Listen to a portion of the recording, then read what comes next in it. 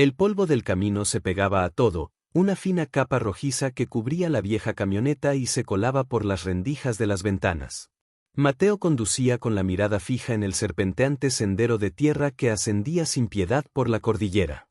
Tenía 36 años, una barba de varios días y el cansancio de la ciudad grabado en las líneas alrededor de sus ojos.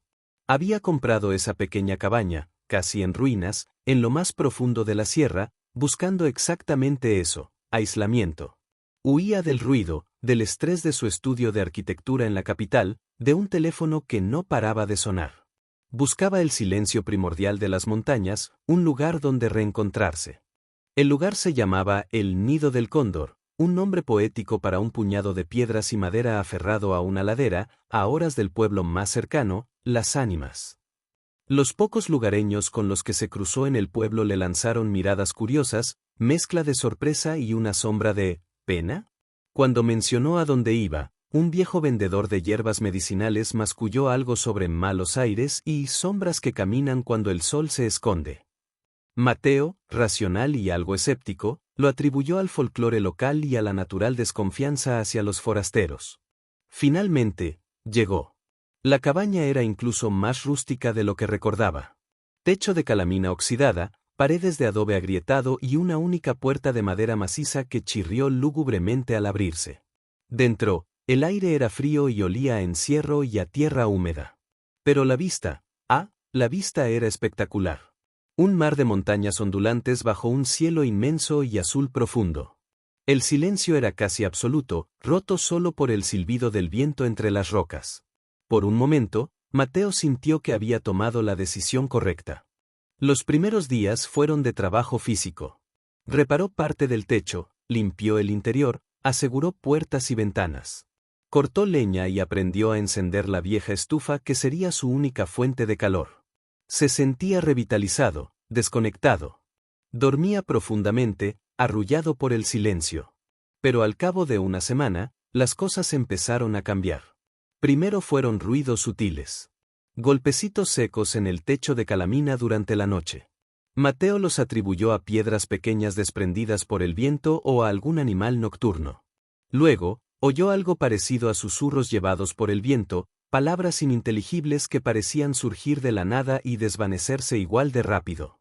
El viento en las grietas de las rocas, se dijo, aunque una pequeña semilla de inquietud comenzaba a germinar en su interior.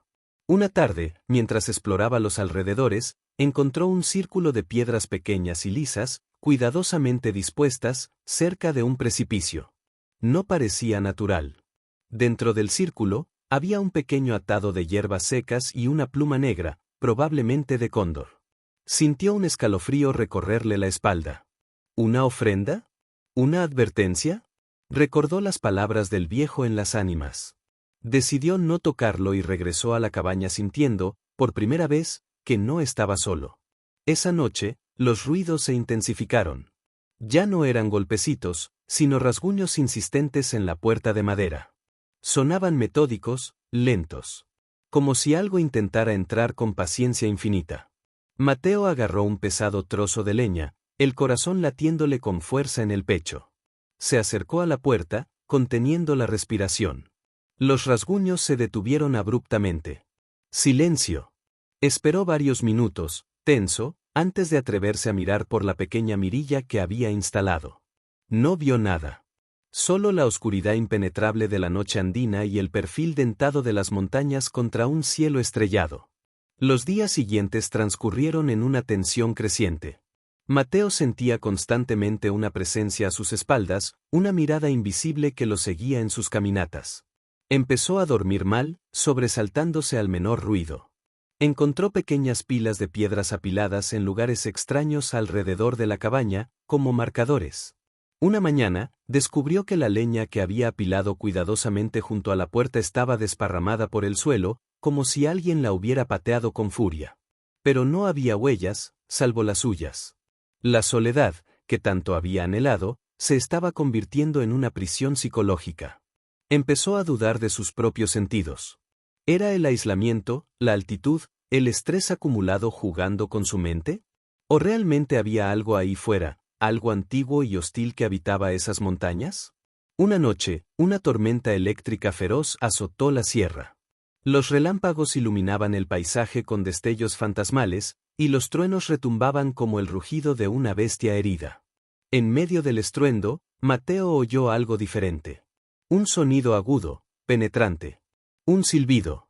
No era el viento. Era un silbido largo, melancólico y terriblemente cercano.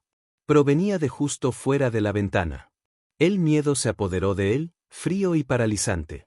Recordó leyendas que había oído de niño sobre el silbón u otros espíritus de la noche que anunciaban su presencia con un silbido.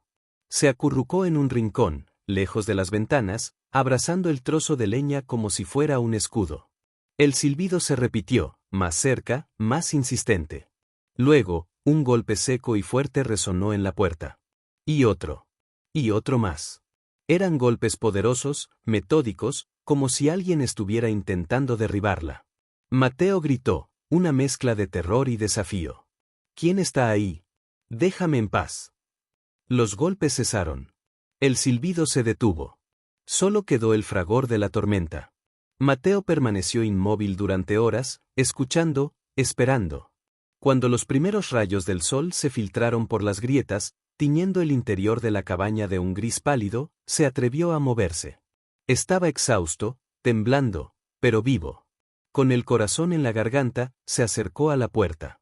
La madera estaba marcada, con profundos arañazos y abolladuras que no estaban antes. No parecían hechos por un animal. Parecían intencionados. Abrió la puerta con cautela. El aire olía a tierra mojada y a ozono. No había nadie. Nada.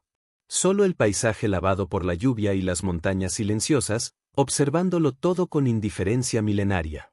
Pero en el umbral, justo donde la noche anterior resonaban los golpes, encontró algo. Una pequeña figura tallada en madera oscura. Representaba a un hombre encorvado, con una expresión de angustia en su rostro toscamente labrado. Estaba fría al tacto. Mateo no necesitó más. El nido del cóndor ya no era un refugio, era una trampa. Ese mismo día, recogió sus pocas pertenencias, las cargó en la camioneta sin siquiera mirar atrás y abandonó la cabaña.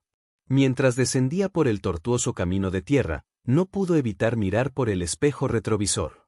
En la distancia, en la ladera donde se aferraba la cabaña, creyó ver una figura oscura, alta y delgada, inmóvil, observándolo partir. O quizás, solo era una sombra proyectada por las rocas al moverse el sol. Nunca supo qué fue lo que lo acosó en esas montañas. ¿Un ermitaño loco? ¿Un espíritu guardián ofendido por su presencia? ¿Una manifestación de sus propios miedos internos amplificada por la soledad extrema? No importaba. Había ido buscando silencio y lo encontró, pero era un silencio cargado de algo ancestral y vigilante. La ciudad, con todo su ruido y caos, de repente le pareció el lugar más seguro del mundo. El recuerdo del silbido en la noche y la pequeña figura de madera lo acompañarían para siempre, un eco helado de su estancia en el nido del cóndor.